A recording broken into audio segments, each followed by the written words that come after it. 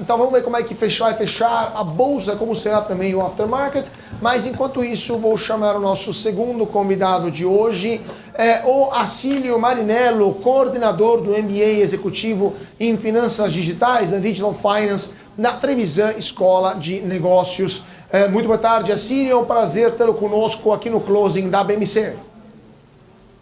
Boa tarde, Carlos, Isabela, Davi. Obrigado pelo convite.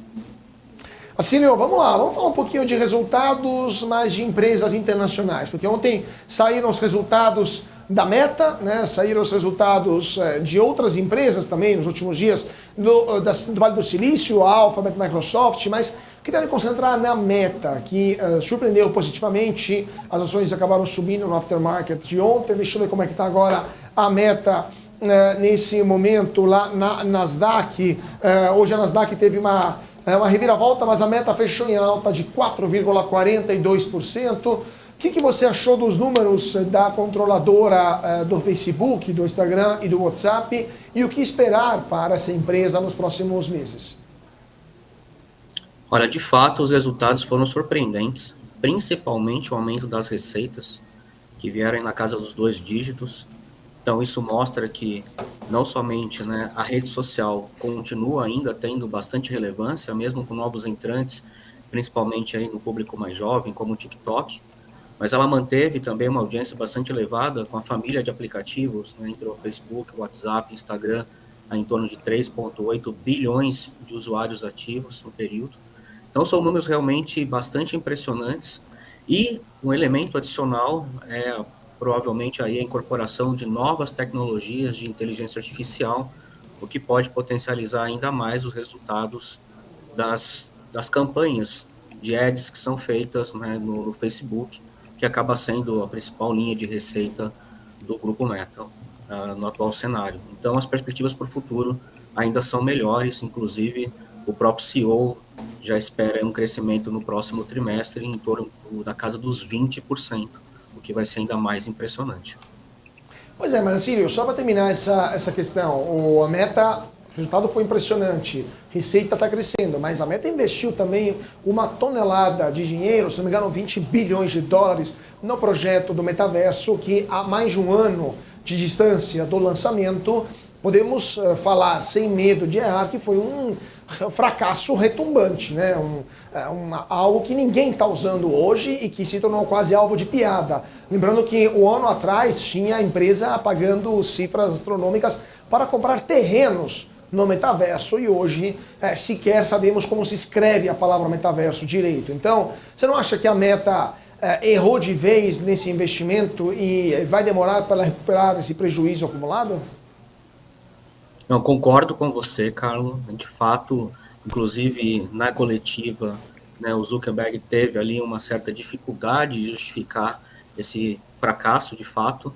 Ainda há grandes desafios para a adoção, de fato, do metaverso, desafios relacionados à tecnologia, principalmente ao hardware para o usuário final. Ainda não está num preço acessível você ter computadores domésticos capazes de gerar toda a experiência possível, né, para você ter essa vivência no metaverso. A própria empresa Oculus também foi adquirida, né, pelo Grupo Meta para propiciar os óculos de realidade aumentada.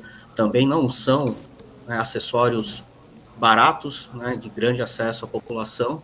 Então, de fato, é um desafio muito grande que o grupo vem enfrentando. Agora, vamos dizer que, talvez por um fato de sorte, né, o fenômeno da inteligência artificial veio de forma avassaladora e, de alguma forma, o grupo está conseguindo se aproveitar dessa nova onda de tecnologia e isso está compensando, em partes, o investimento que foi feito nas tecnologias relacionadas ao metaverso. Mas, olhando a curto prazo, é um investimento praticamente a fundo perdido, talvez médio prazo, com a evolução da tecnologia e redução dos custos, principalmente para o usuário final, talvez possa ser ainda uma nova onda de adoção do metaverso para o público em geral. A gente, né, falando da Meta, teve uma grande surpresa aí, né? Teve aquela questão que você comentou de metaverso, né? Depois, agora veio com um resultado bem surpreendente. Mas tem outras big techs, né? Como é que você avalia o resultado? A gente já teve resultado de Microsoft, Como é que você avalia as outras Big Techs? Bom, olhando de Microsoft, de Google principalmente, elas têm diversas linhas de produtos e serviços. Provavelmente a Microsoft também trabalha com hardware, licenciamento de software, né, que todos nós conhecemos aqui a família Windows e seus periféricos, e principalmente também, falando exclusivamente de Microsoft, os serviços de cloud services, né, o Azure, que oferece a venda de ocupando espaços e computação na nuvem.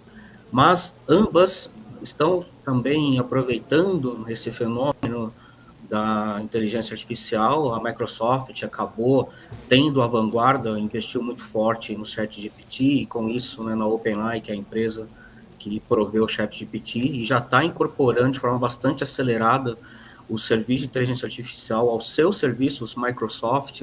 Então, serviços que são utilizados hoje comumente nas empresas, como a família Office, posso falar aqui os produtos para questão de conhecimento geral, como Teams, entre outros.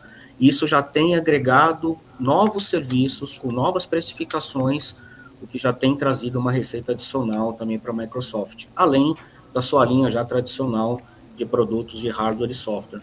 O Google também, com base, né, nessa condição macroeconômica, né, principalmente nos Estados Unidos, em que essa conjuntura que foi já tratada aqui de forma bastante profunda, mas já há, né, uma nova retomada dos investimentos, dos anunciantes, né, utilizando as ferramentas do Google para anunciar seus produtos e serviços, que também tem colaborado, né, para a manutenção das receitas do grupo Alphabet, né, entre elas uma das maiores empresas é o Google por si só. Então, as Big Techs estão vivendo, digamos assim, um momento de pujança, mesmo com todos os desafios macroeconômicos nos Estados Unidos e no mundo, elas têm passado por um momento de bastante resiliência, ganhos, e muitos deles graças a esse fenômeno que a gente está vivendo das tecnologias relacionadas à inteligência artificial. Agora, só para a gente também dar uma olhada aqui no mercado brasileiro, né? O que você está achando dos resultados que estão sendo apresentados ao longo dessa temporada, do segundo trimestre, e essa bolsa que hoje está tendo essa forte queda? O que está acontecendo no mercado brasileiro nesses dias? Olha, vou começar falando para o Petrobras, né? Talvez trazer só um elemento complementar. Acho que a discussão que vai ser feita amanhã em relação à revisão dos dividendos que vão ser distribuídos a partir do terceiro trimestre, acho que esse fator de governança, eu acredito que também influenciou na decisão dos investidores hoje, né? Uma queda expressiva da Petrobras, o último número que você anunciou estava em torno de uma queda de 5,5%, bastante expressiva, um volume grande de venda, principalmente de investidores estrangeiros, desfazendo aqui das suas posições no Brasil. Eu acho que isso também traz uma certa desconfiança da postura da atual liderança, da presidência, da diretoria da Petrobras em relação à política de preços, à política de distribuição de dividendos. Né, no relatório operacional que foi divulgado hoje, houve uma queda na produção, né, já houve ali também uma citação da necessidade de investimentos novamente, tanto em postos de extração, mas consequentemente também em plantas para você fazer a produção dos derivados desse petróleo, né, o refino desses petróleos, do petróleo. Então, vai requerer, né, mais investimentos da Petrobras. Então, acho que o desdobramento dessa reunião amanhã, como já foi discutido aqui também, vai trazer alguns novos elementos para a gente acompanhar se essa tendência vai continuar ou se foi um fato isolado, combinando, né, realização de lucros, a questão do relatório operacional e essa nova política de distribuição de dividendos. No setor aéreo, né, que vocês comentaram também, acho que o único elemento que eu gostaria de trazer, falando especificamente da Gol, a Gol ela tem a perspectiva de aumentar suas linhas internacionais a partir do segundo semestre, com a chegada de novas aeronaves. Haviam aviões encomendados pela Boeing com capacidade maior transatlântica que não foram entregues, e os voos internacionais, tendo como base, né, as outras companhias aéreas, tendem a ser voos com um valor de assento maior, né, então ela tem uma margem maior, e isso talvez ajude a Gol a gastar, queimar menos caixa e gerar uma receita de forma mais sustentável e continuar tendo aí resultados positivos nos próximos trimestres. E falando um pouco do varejo, destacou hoje o resultado do Grupo Pão de Açúcar que foi anunciado.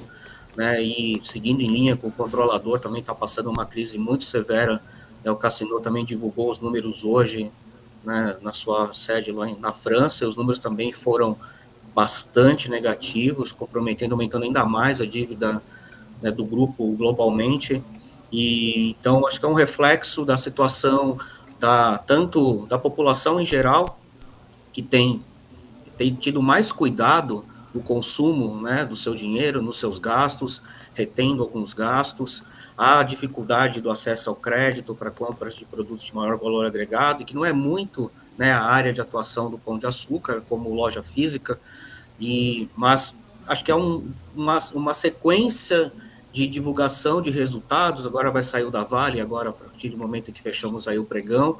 Então, acho que acompanhar com muita atenção, principalmente para que o pequeno investidor, né, que ele possa tomar suas decisões com mais cautela, né, com mais cuidado, para talvez até dar uma revisão na sua carteira, para quem está muito alavancado aí em renda variável, para ver quais são as próximas decisões de investimento para o próximo mês e para o próximo trimestre. Perfeito. Isso, você falou, que você comentou aí das decisões, né, que devem ser tomadas aí no próximo semestre. Bom, a gente viu aí a mudança na nota da Fitch também, a gente tem visto o Petrobras aí até perdeu o patamar dos R$30, hoje chegou aí aos R$29, tem essa questão, como você disse no início, né, da política de dividendos ali, que pode mudar. Tem a questão do petróleo que está em alta, mas Petrobras caindo. Como é que você está avaliando aí o papel?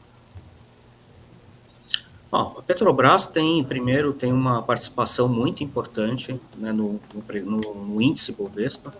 Segundo, é uma empresa muito grande, né, apesar das questões políticas que circulam, né, a áurea ali da Petrobras, é uma empresa que tem uma governança ajustada, trabalha com uma linha de produtos que é um produto básico, apesar de ser dependente dos preços internacionais, mas como você mesma disse hoje, o petróleo Brent subiu quase 2% e os papéis da Petrobras seguiram um caminho completamente oposto, mas é uma empresa que tem, né, um portfólio de produtos, tanto para o mercado local, mas também exporta. Então, ela tem uma composição de receitas forte, que traz resiliência para a empresa por momentos de crise, tem os seus próprios poços de extração de petróleo, que é uma vantagem competitiva para uma empresa do tamanho da Petrobras frente aos seus concorrentes, tem um mercado local fortíssimo, né, uma população de 200 milhões de habitantes, traz, né, uma certa, digamos, tranquilidade para dar vazão, né, à venda desses produtos e derivados de petróleo. Então, é um papel que, a médio e longo prazo, eu acredito que sempre ele tende a trazer bons resultados. Talvez essa nova política de dividendos afaste um pouco aquele investidor mais agressivo, que busca resultados imediatos, mas para um pequeno investidor, para compor carteira a médio e longo prazo, eu acredito que é um papel interessante se avaliar para compor uma carteira como essa. Perfeito.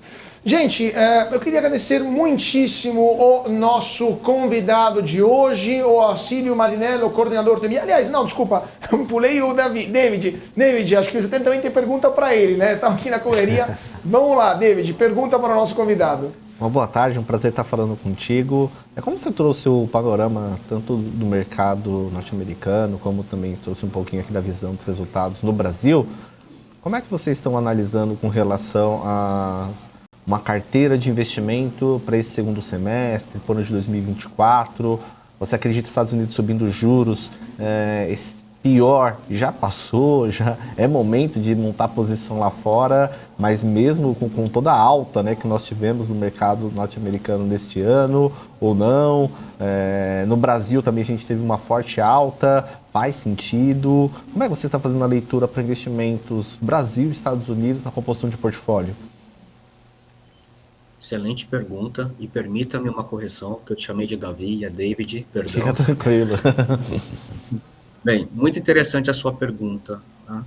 É difícil dar uma resposta assertiva. Eu sempre parto da premissa de cada investidor ter uma segurança muito grande no seu perfil, se é conservador, moderado ou agressivo.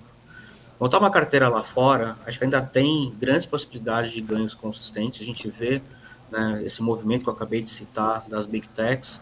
Eu acredito que, uma vez equalizada também a questão dos juros norte-americanos, né, o sinalizou que a partir de 24 já pode ter uma certa estabilização na alta e uma redução para buscar, de fato, ali o centro da meta de inflação em 2% para 2025. Então, talvez no primeiro semestre do ano que vem já comece a ter uma redução, né, dos juros norte-americanos, mas em paralelo a isso, o mercado de trabalho continua aquecido, a massa salarial continua crescendo e os americanos continuam consumindo, até uma pressão inflacionária para eles, consequentemente aí a manutenção do aumento das taxas de juros por lá.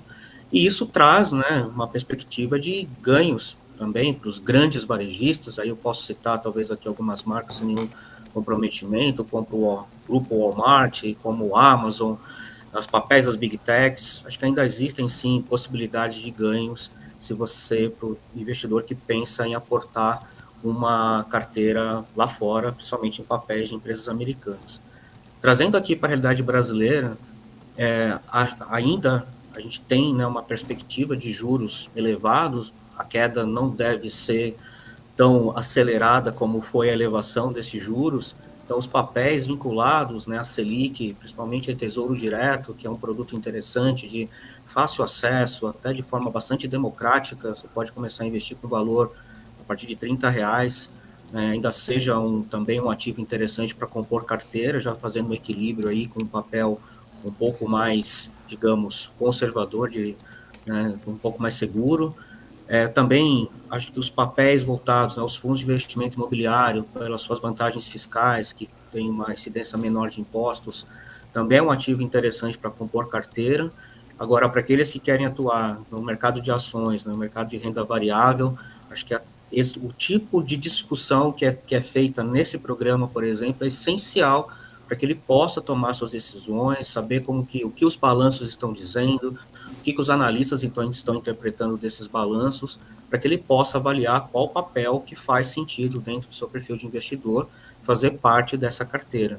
A gente também viu um movimento interessante de algumas small caps que tiveram um crescimento avassalador, até dobrando o seu tamanho aí nesses primeiros 6 meses. Então também vale a pena olhar não somente para aquelas grandes, né, as blue chips que estão sempre ali em destaque, mas também procurar ali algumas oportunidades nessas empresas que têm um potencial interessante de crescimento. Perfeito.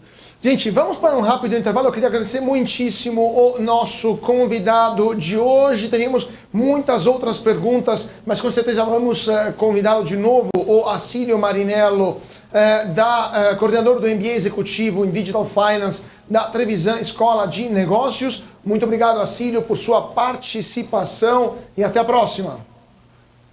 Boa tarde a todos. Obrigado mais uma vez pelo convite. E vamos então para um rápido intervalo, gente, 2 minutinhos e voltamos já já aqui no Closing da BMC. Não sai daí.